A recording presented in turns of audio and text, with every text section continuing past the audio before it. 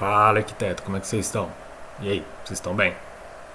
Então, hoje a gente vai falar um pouquinho sobre Design Pattern Singleton. Para quem não me conhece, sou o Jonathan, sou consultor de sistemas, pesquisador e arquiteto de soluções. Já vou pedir que vocês se inscrevam, dá um like já no começo para não esquecer, compartilha com o que puder, só porque a gente vai conversar, vai ser um papo legal. Quem quiser também já ingressa no Discord, tem um grupo lá que a galera bate um papo. Se quiser me mandar e-mail, tá disponível aí. Twitter, GitHub. Tudo que eu fizer aqui vai ficar disponível no GitHub, inclusive essa apresentação, tá? Quem quiser acessar lá, tá em endereço. Hoje a gente vai falar um pouquinho então sobre design. Quem é de desenvolvimento deveria conhecer no mínimo um pouco de cada design, né? De patterns que, que existem. São vários, deve ter na base de atualmente uns 20, se não tiver mais. E um deles é que a gente vai começar hoje. A minha ideia é fazer uma série de designs, patterns e explicar cada um, quais são as vantagens, quais são as desvantagens e qual é os casos que se aplica, qual que é a modelagem por trás.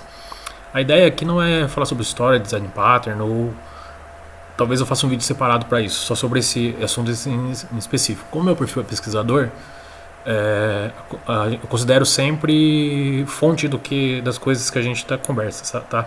Então eu sempre vou tentar disponibilizar na descrição da onde surgiu as argumentações ou as defesas sobre o assunto em si. Bom, vamos enrolar mais não, vamos começar o vídeo. E nossa agenda vai ser o seguinte: uma introdução, a gente vai apresentar um diagrama de classe que a gente vai implementar depois, os prós, os contras, e vamos pôr a mão na massa, que é o que interessa, né? A gente vai tentar aliar a teoria à prática. Bom, o tipo específico de Singleton é o seguinte: ele é do tipo... são três tipos de design, né? Os criacionais, os estruturais e os de comportamento. O design pattern Singleton, ele é um de criação, um criacional, porque ele cria coisas. E a intenção dele em específico é o seguinte: é criar uma única instância que possua um acesso global durante toda a sua aplicação. A intenção dele foi nesse sentido. Sobre o ciclo de vida, geralmente ele é único para uma aplicação. E quando eu falo aplicação, pode ser que seja, se você distribui a aplicação, é um por instância de aplicação. Então tem que ficar meio ligado com isso também, sobre o padrão específico, que quando você está fazendo ele é único por instância de aplicação. Se você só tem uma instância de aplicação, ele é único. Se você tem duas instâncias de aplicação, eles são dois, ele é um para cada. Aí já entra alguns problemas desse design em si. Eu vou entrar mais a fundo depois sobre os pós e contras, mas a gente vai ver um pouquinho de teoria nessa introdução e a gente vai para a prática sobre o assunto. Então tem que tomar um pouco cuidado com isso só no ciclo de vida. Geralmente o ciclo de vida dele geralmente é em escopo de aplicação, ou seja, eu vou ter um por aplicação. Tem algumas abordagens que também servem para um escopo de... Depende, se você estiver no ambiente web, por exemplo, para um escopo de request. A ideia é que você só possa produzir uma instância daquilo. Tem algumas variações de estilo, que você pode até limitar o número de instâncias que você quer daquilo, mas assim, não é muito comum de se ver. A gente vai fazer um exemplo bem simples aqui, mas assim, que a gente consiga entender conceitualmente sobre o pattern, né? No meu caso aqui, são vários exemplos, mas esse é um caso. Por exemplo, eu quero construir um database, uma classe que represente um acesso a um banco, e eu só quero uma instância dele, porque é o que faz sentido. Geralmente construir detalhes de banco custa caro, computacionalmente falando, né? E esse é um diagrama de classes. Quem não conhece o diagrama de classes, é super importante conhecer. Isso a gente está falando de orientação a objeto, tá, gente? Conhecer o ML, conhecer como é que você descreve uma classe, ou como que se ela relaciona com outras classes, né? Tem vários vídeos aí pela internet que vocês podem estudar especificamente sobre esse tipo de diagrama. Basicamente ele fala que você vai ter aqui um atributo privado, né? que é do tipo database. Esse aqui é o tipo da classe. Você vai ter um construtor privado, você não quer que ninguém instancie ele. E você vai ter que ter um método que pega a instância. Pode chamar, geralmente o nome é getInstance, mas instance, né? Ou o nome você que acha que é o melhor nome que modela o teu domínio. Ele é público e ele é estático. Esse underline, para quem não sabe, é estático, né? Então ele é público e estático. Aí eu tenho um construtor privado, que é esse menos. E o atributo também tem o menos, que ele é privado, né? A gente vai usar Java como implementação de referência, mas isso vale para qualquer linguagem orientada a objeto que tenha no mínimo alguma coisa de visibilidade e essas coisinhas, sabe? Algumas linguagens não tem. Bom, uns prós. Qual que é os prós dele? Garantia a distância única. Por definição ele garante, porque se você implementá-lo assim, claro, né? O acesso dele é global, quer dizer o seguinte: eu posso acessar ele de qualquer ponto da minha aplicação. Eu tenho certeza que ela vai pegar sempre a mesma instância que eu criei da primeira vez. Ele é preguiçoso, lazy, né? Porque é o seguinte: ele só é instanciado a hora que ele recebe a sua primeira solicitação. Ele tem essa é um PROC, ele tem uma redução de custo computacional ou garantia de design. Porque é o seguinte: às vezes a redução do custo computacional, que eu quero dizer sobre o quê? Que você reduz o teu custo para objetos caros. Vamos supor que você tem um objeto muito caro de construir, um objeto que fala com rede, um objeto que fala com disco, e ele é muito caro. Então se você ficar pedindo ele, se você tem uma computação muito extensa e você tem que ficar construindo ele toda hora do zero, ele começa a custar muito caro. Ou garantia de design. Garantia de design é o seguinte: você está garantindo que você precisa ter um só disso. Ou seja, você por design você quer que ele atue desse jeito. Quais que são os contras? Ele viola a responsabilidade única do Solid. Eu não vou explicar Solid nesse vídeo, tem bastante vídeo na internet também sobre Solid. E talvez eu faça um vídeo sobre o Solid, cada letrinha, um vídeo curto sobre cada coisa. Ele é difícil de testar, porque é o seguinte: quando você vai testar método estático já é um problema, porque você não consegue falsear, você não consegue espiar, você não consegue fazer diversas coisas que você quer num teste de unidade ou num teste de integração. Você não quer que fique muito preso a sua. Você quer mais uma abstração do que uma implementação. E método estático, como é uma chamada direta ao sistema, ele não faz inferências, coisinhas. Ele fica complicado de testar, mas eu vou mostrar isso na prática, por que ele fica difícil de testar, que é o que todo mundo fala que é difícil de testar, mas não explica, né? Dificuldades em ambiente de concorrência.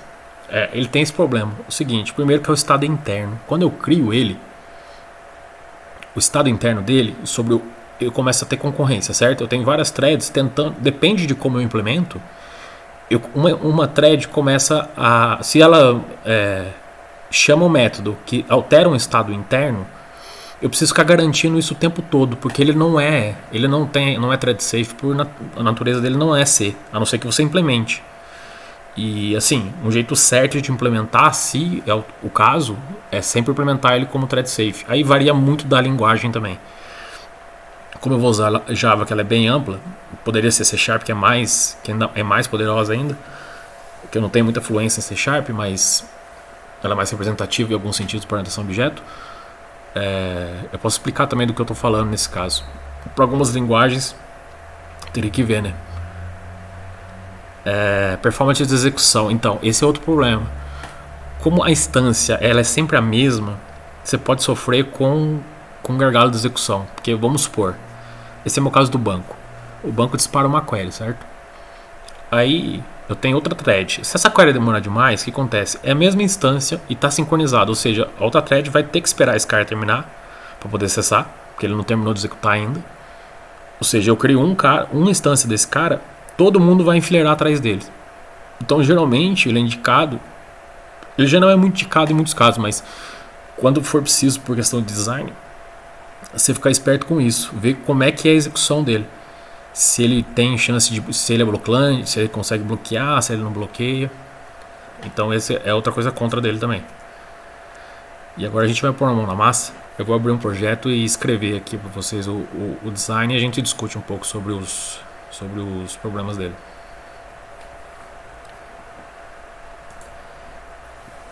Bom, eu vou usar o Eclipse. Eu tenho aqui, tudo que eu tô fazer aqui vai estar disponível no GitHub, tá? Apresentação, inclusive. Bom, vamos criar ele aqui. Eu vou criar uma classe de entrada. Certo? Vamos criar um método main aqui. É o seguinte, pela nossa apresentação, lembra do desenho?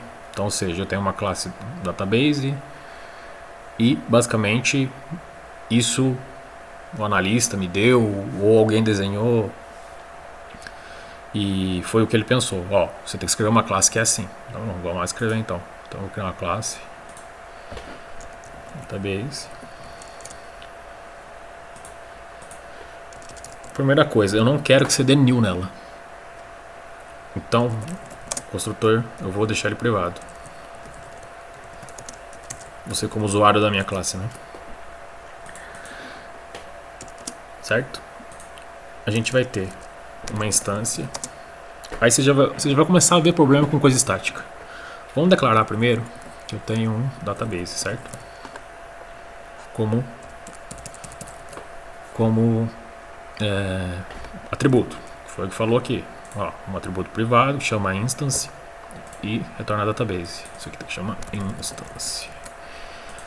Certo? Tá.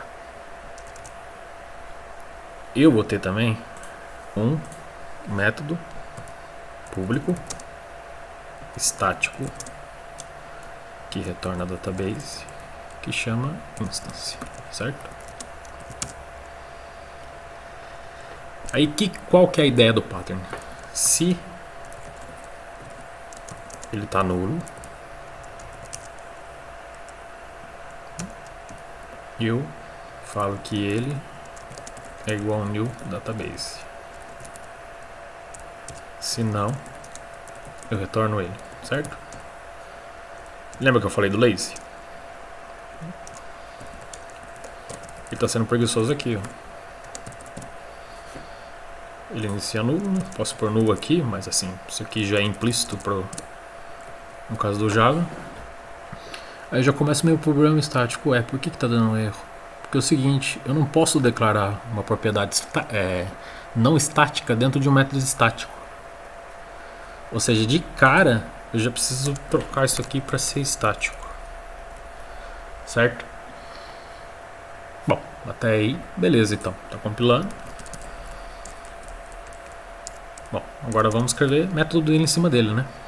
Sei lá, vamos fazer um result set, vou pegar uma API padrão aqui de conexão de conectividade com por exemplo, pegar uma conexão, esse é um caso, vai. Vamos usar uma API padrão aqui do JDBC, sei lá, connection.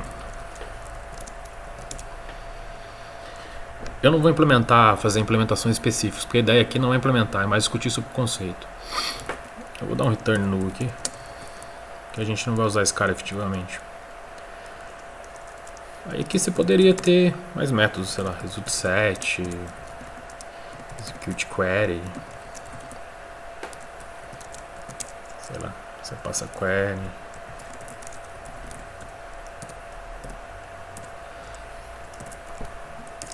Algo nessa linha de raciocínio, certo?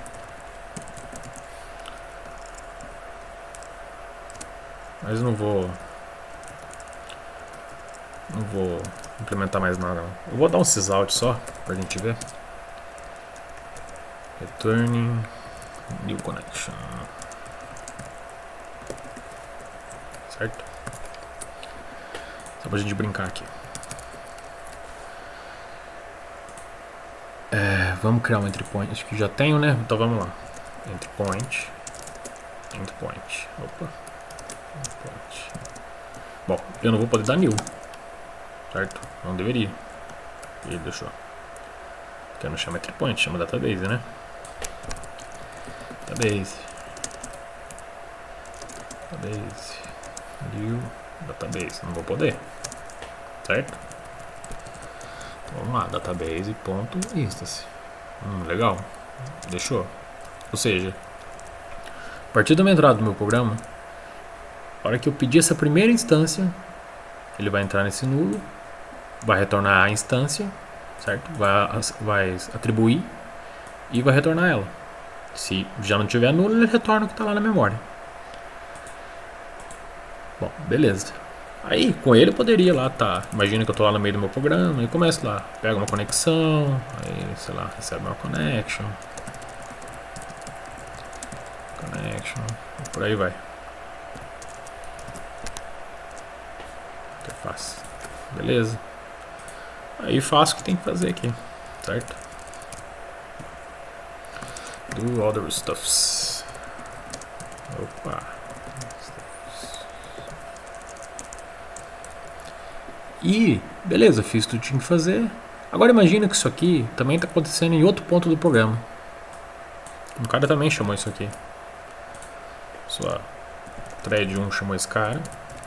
A gente vai começar a ver os problemas já. Thread 1 chamou esse cara. E a thread 2 também chamou esse cara. Certo? Vou pôr connection 2 aqui. Eu não vou fazer aqui pull, tal, lançar thread pra vocês verem, porque demoraria demais. A ideia é que os vídeos fiquem curtos, mas vocês vão entender, vocês entendem a ideia, né? Bom, então vamos, primeira coisa que a gente vai assumir sobre o problema. O que acontece se esse cara chamar e esse cara chamar ao mesmo tempo?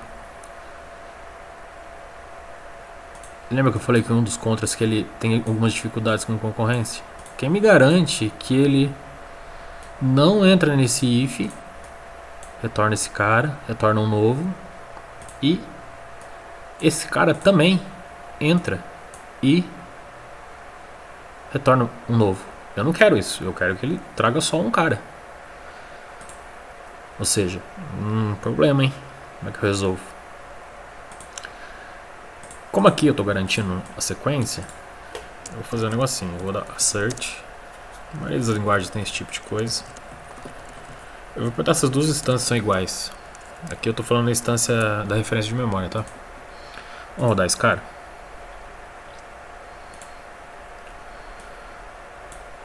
Bom, passou. Se isso aqui desse ruim, ele dava um erro. Bom, acho que eu vou deixar mais explícito isso aqui, para não confundir. Vamos lá. db equals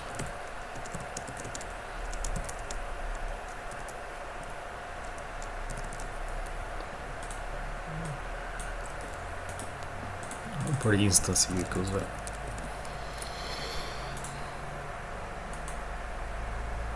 True, são iguais. Vou deixar isso mais explícito ainda. Com isso pra quem não entende muito de Java. Vou por database 2 com 2, não, db1, né?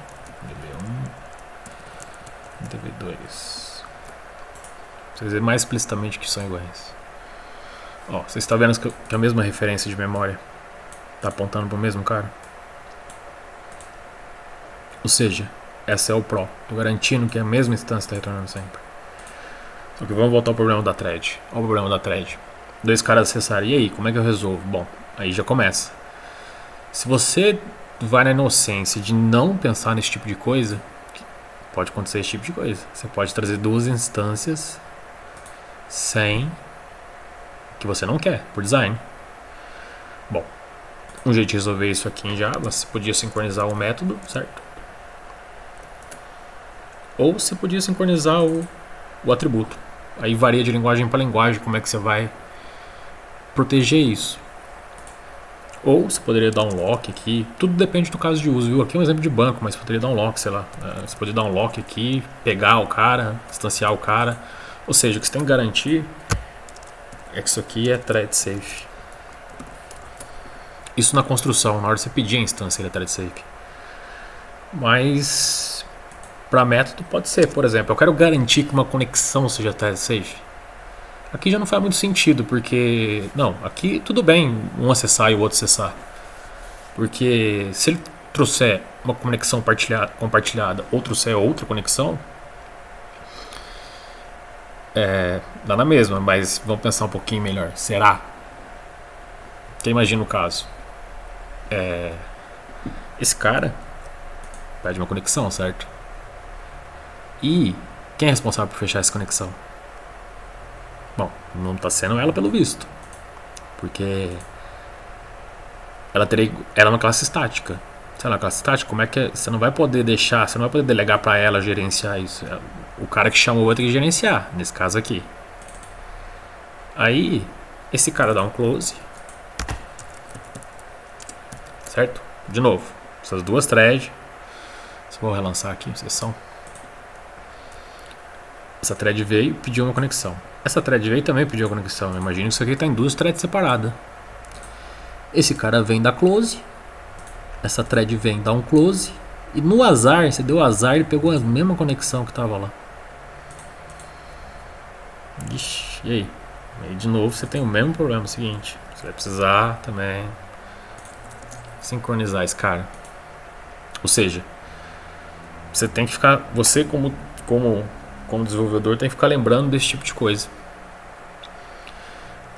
Na verdade isso deveria estar lá no diagrama de classe já, né? Sobre esse caso em específico. Ou seja, provavelmente a maioria dos teus métodos você vai ter que garantir algum tipo de thread safe. Garantir que dois caras não possam executar ou ler estado interno, principalmente escrever em estado interno, sem esperar outro cara fazer. É nisso que você entra no problema de concorrência. Outro problema de concorrência. Imagina que a thread 1 demora para fazer isso aqui. Por algum motivo, eu poderia colocar aqui um thread sleep, por exemplo. É que no caso ali não vai funcionar por causa do que eu não estou trabalhando com pool de thread, mas imagina, esse cara vai demorar uma eternidade para retornar. Esse cara, ele tem que esperar esse, porque está serializado, está sincronizado, desculpa. Agora ele é thread safe, ele vai ter que esperar. E esse cara está custando caro. Mas o que levou a esse design? Porque você começou a deixar uma instância única para a tua aplicação. Ou seja, ele é único para tratar sobre o assunto. Ele não consegue. A ideia é que ele não produza mais que um. E se esse um, ele vira um single point failure, né? Que mais? Bom, teste agora. Vamos escrever um teste rapidinho aqui, pra vocês entenderem a parte de teste. Se eu lembrar de alguma coisa, eu volto ali. Ou melhor, vamos fazer o seguinte, vamos voltar a apresentação aqui. Então a gente falou garantias antes, o acesso é global, ele é lazy e redução. Bom, a gente entendeu o porquê dessas coisas, né? Esse cara garante que a instância é única. O acesso dela é global. Posso chamar aqui, posso criar uma classe 2 e chamar lá também. Vou sempre fazer esse tipo de chamada aqui, certo? Ele é lazy. Onde ele é lazy? Aqui. Ou seja, ele só vai ser instanciado quando o primeiro cara pedir ele. Ou seja, ele só vai instanciar efetivamente aqui. Até então ele não custa nada. Ele vai custar o que você chamar. E no caso tem redução, né? Ou por garantia de design. Eu quero que só tenha uma instância dessa classe por design. E vamos supor que isso aqui é um método caro de fazer. Aqui eu estou dando uns mil simples que é barato, mas imagina isso aqui um método mais complexo. Bom, beleza. Isso sobre os prós, né? Agora sobre os contras. Viola a responsabilidade única. Por quê? Seguinte. Vocês estão vendo que ela está fazendo mais de uma coisa? O S ele fala sobre a responsabilidade única. Uma classe não deveria ter duas responsabilidades. Se você olhar, ela além de gerenciar qual que é o ciclo de vida dela, ela faz as coisas que ela deveria fazer. Por exemplo, criar uma conexão.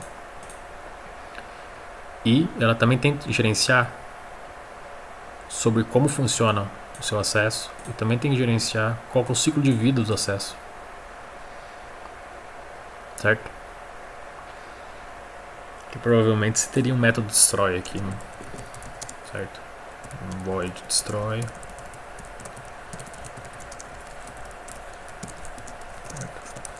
Você pega instance e queima ela. No caso aqui, a gente, sei lá, vou atribuir null para ela. Se eu chamar destroy, ele zera ela. Certo? Vamos lá, voltar. Qualquer. Ela é difícil de testar. Bom, a gente já falou sobre isso, né? Por que ele tem problema de concorrência? Sobre o estado interno e performance de execução. E sobre o teste. Vamos escrever um teste para ela? Pra gente sentir dificuldade.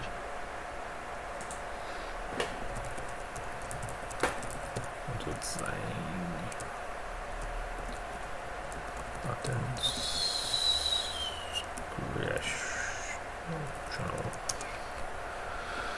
Deixa eu pegar um esqueletinho aqui, pra ficar mais rápido.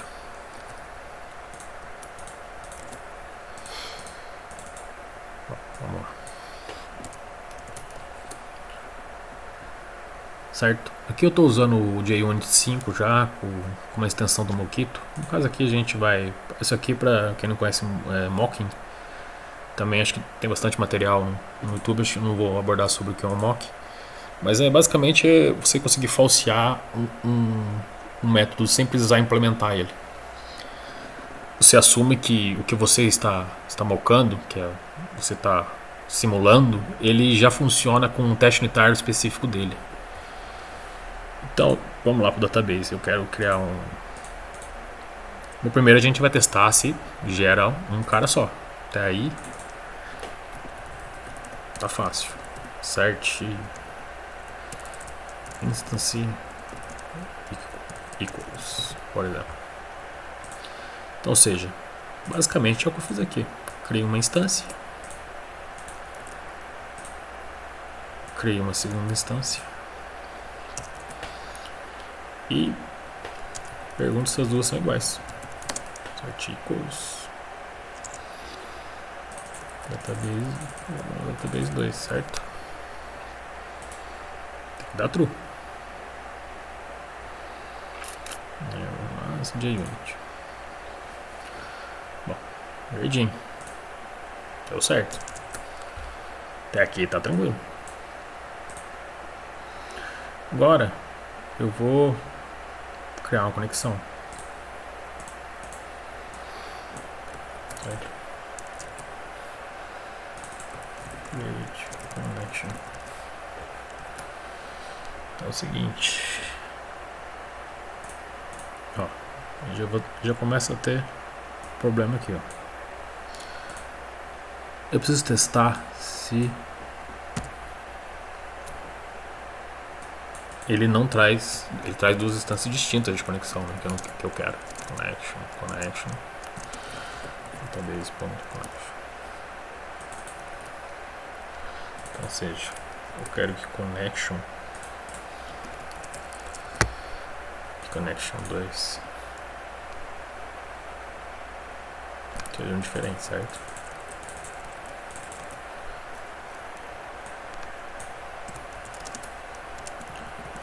Sejam diferentes.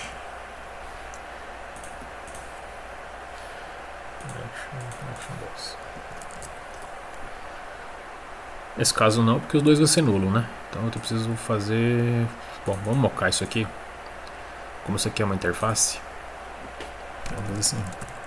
Não preciso que ela faça nada.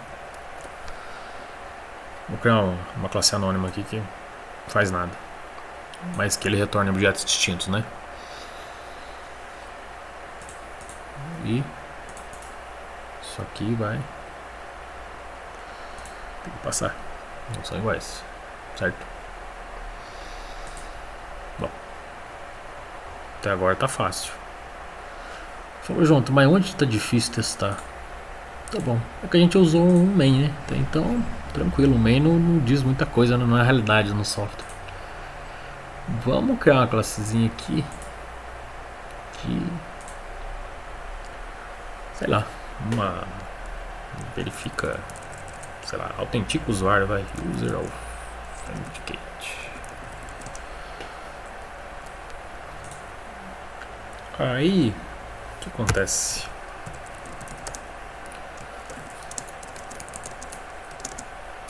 Eu queria seguinte, receber um database, certo? E sei lá, autentica. Vamos criar aqui um autentica.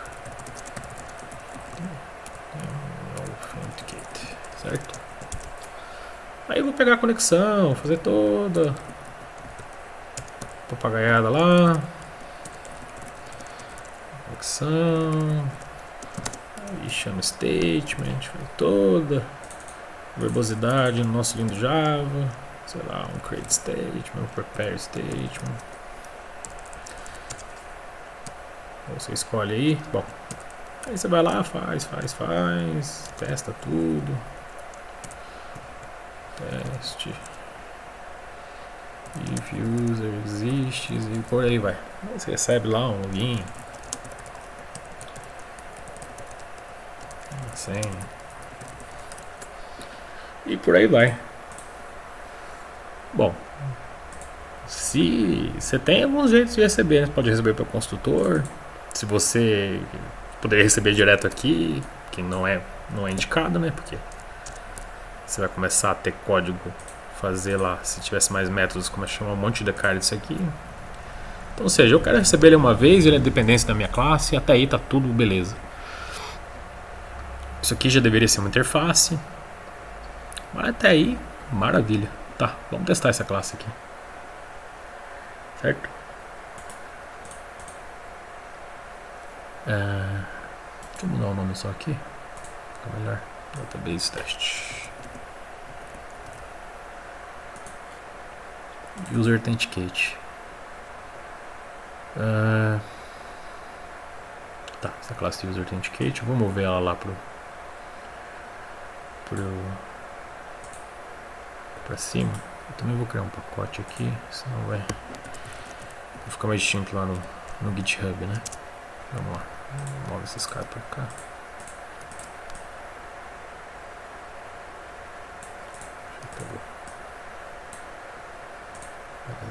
Ok. Vou fazer o seguinte, name crash no singleton, beleza? Vamos criar um user authenticate test. Vou copiar aqui para ficar mais fácil.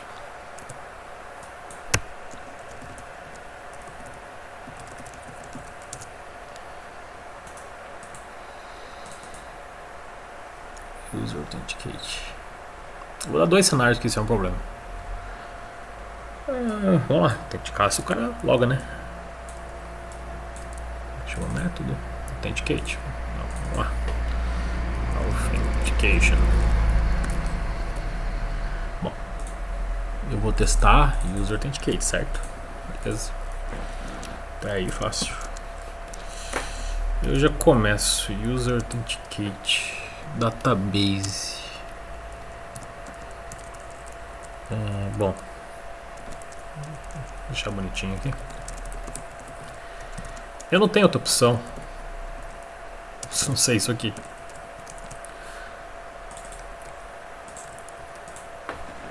Ou seja, de cara, eu tô falando que eu vou precisar de uma instância de database.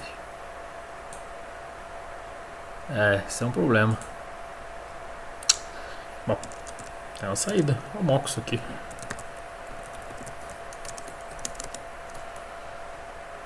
Mock database.class. Então, ou seja, bom, parece que eu vou conseguir escapar, mas vamos lá. Aí, por que eu quero mocar? Eu não quero uma instância real do meu banco. Eu quero outra coisa. Eu não quero ficar testando ele, porque eu já tenho o teste dele. Bom, se esse cara testa, por que eu iria querer testar isso aqui de novo? Testar se o banco tá fazendo query. Não quero, eu quero mocar essas coisas. Eu quero assumir que ele tá fazendo o que deveria. Então, aí a gente pede para um login, certo? Authenticate, desculpa. Vamos pôr aqui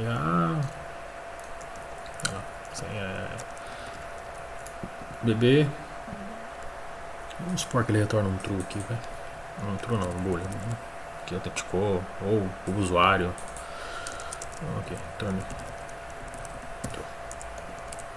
Que autenticou, deu tudo certo. Então, internamente, ele vai chamar connection. Então, eu posso mocar. Mockito, when, quando, database, ponto, database, ponto, connection, then, turn. Bom, olha lá. Como connection é uma interface, eu poderia simular algo nessa linha. Passar uma instância. Ou seja, mock essa classe e simula conexão, ele mandando, passando uma específico. Que não faz nada. Isso aqui ficou grande demais. Já é um péssimo design, né?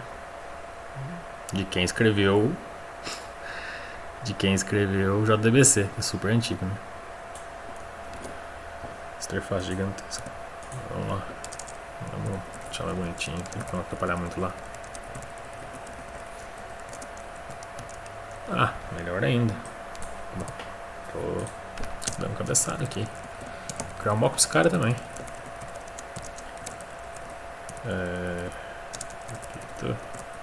Quem não conhece o Mockito, ele é um framework de mock. Action.class. Ou seja, quando eu pedir, eu posso até fazer melhor.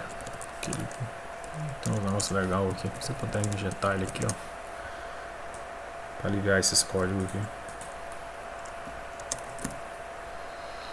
Vamos fazer isso com esse cara também.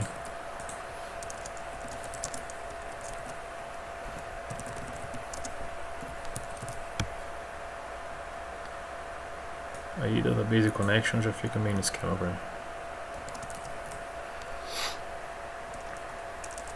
Eu já poderia fazer também.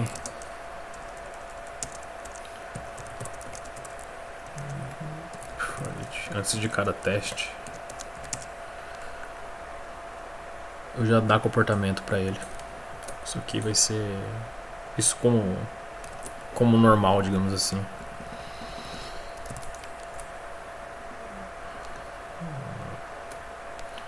Vou importar tudo aqui. Static. Importar static aqui, eu uso método estático.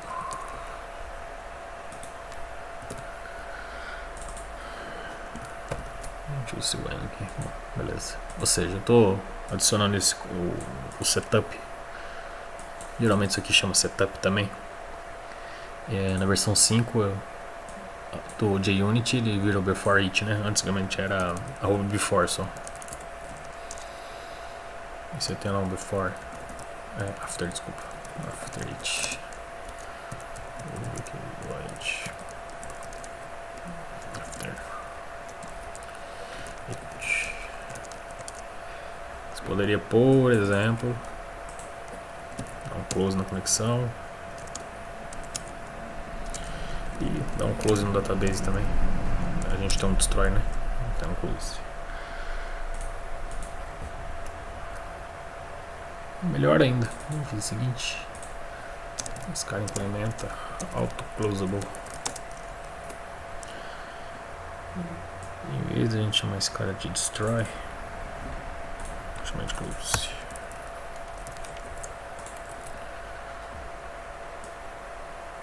Certo?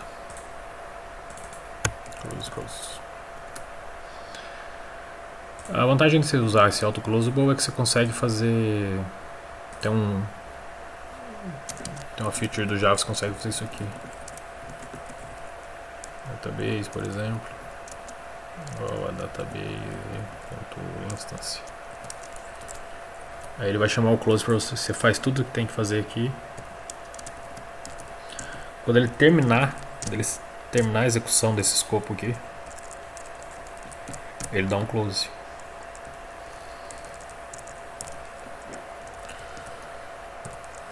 Só isso. A ideia é uma boa prática de coisas que tem release, close, destroy. Cada um nomeia de um jeito. Mas geralmente você sempre procura por métodos com esses nomes. com classes que você não conhece. Vamos lá, voltar lá. Ou seja, user authenticate. Aí eu espero um true, certo? Certo, true.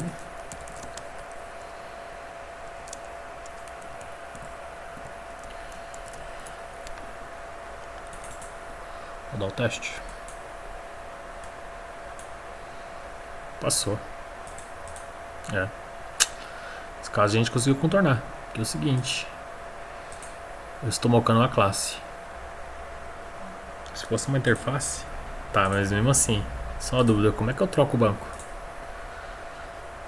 Eu não quero esse banco aqui. Eu estou mocando. Mas vamos supor que eu precisasse. Esse caso aqui específico para testar com essa instância. Tá, e se eu não quiser. E se eu quisesse não mocar? Não, vamos fazer um teste com o banco de verdade. Por exemplo, eu queria fazer isso aqui. Queria não mocar. Esse é um jeito de você contornar, tá? Que eu tô explicando até agora. Como que você contorna esse tipo de pattern quando você vai testar, pra você não sofrer tanto. Mas para esse caso específico, eu não quero mocar, eu queria testar ele de verdade. Eu queria que ele executasse query no banco meu lá. Pode ser um banco de memória, o que fosse. Certo? Tiro isso aqui. Aí a conexão eu posso. Eu também não vou mocar ela. Certo? Não quero mocar nada mais. Não tem mais instância de nada. E isso aqui vai funcionar também. Porque a gente não está implementando nada lá dentro, né?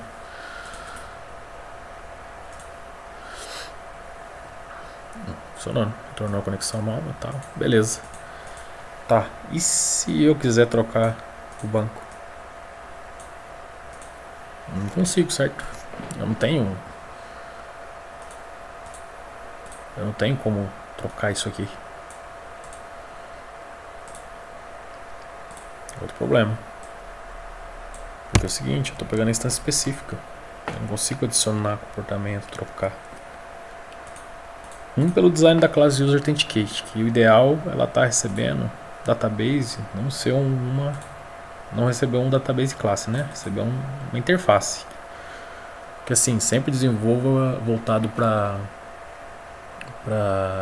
abstração, nunca para implementação. Então, database deveria ser uma interface, né?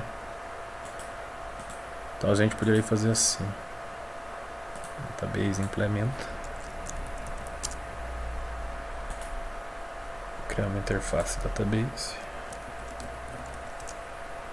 certo? E ter um método connection.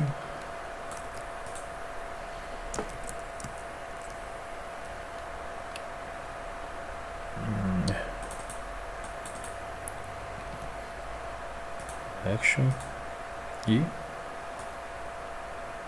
o close, né? Poderia até estender aqui, mas mais fácil ainda. Usar nem definir. Auto closable e database implement, em vez de implementar auto closable, implementar database. Bom, já melhorou a minha vida, porque agora o database recebe uma User Authenticate não recebe uma implementação, recebe uma abstração.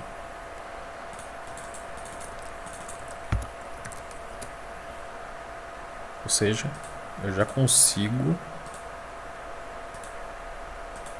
adicionar o comportamento que eu quiser aqui, porque a implementação de singleton retorna uma instância que implementa o banco, certo? Entenderam a ideia dos problemas que tem quando você vai começar a testar? Então, ou seja, agora eu posso passar uma instância aqui do meu DB2, por exemplo, database 2, implemente, que também pode ser um singleton. Você já começa a ter um pouco mais de flexibilidade. Isso se você implementou com chamada de construtor, bem lembrado. Se você implementou assim, database.instance, não é aqui, né? Você fez um negócio assim, database implemente, ponto, instance.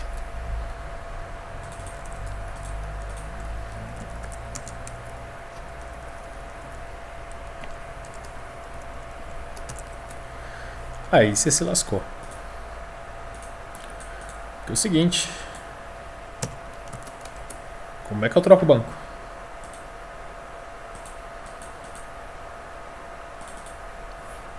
Deu um close aqui. Ah, legal. Aqui. Deixa eu relançar.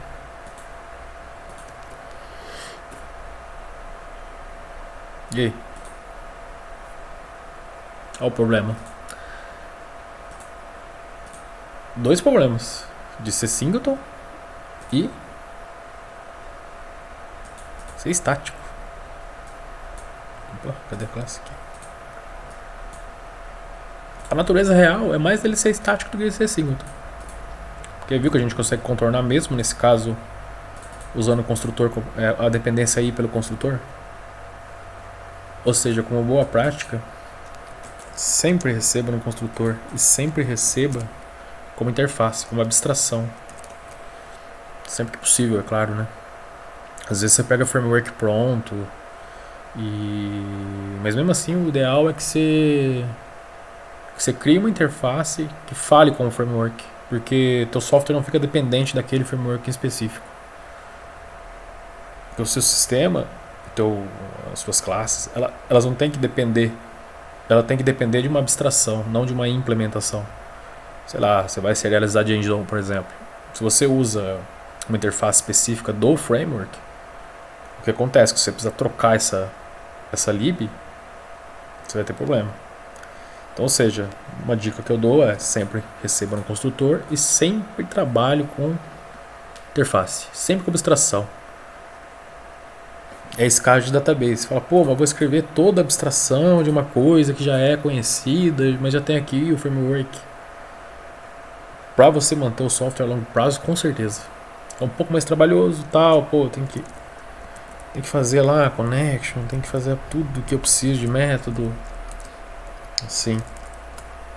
É o que vai decidir se a tua aplicação vive ou morre a longo prazo. Até a médio prazo. Bom, eu espero, o vídeo foi mais longo do que deveria e eu espero que vocês tenham entendido um pouco sobre esse pattern. A gente vai discutir sobre outros patterns e quais que são os problemas, beleza? Aí se gostou, se assistiu até o final, dá um joinha aí, compartilha, se inscreve, que a gente vai ter vídeo muito mais legal que vem pro canal, beleza? Obrigado, galera.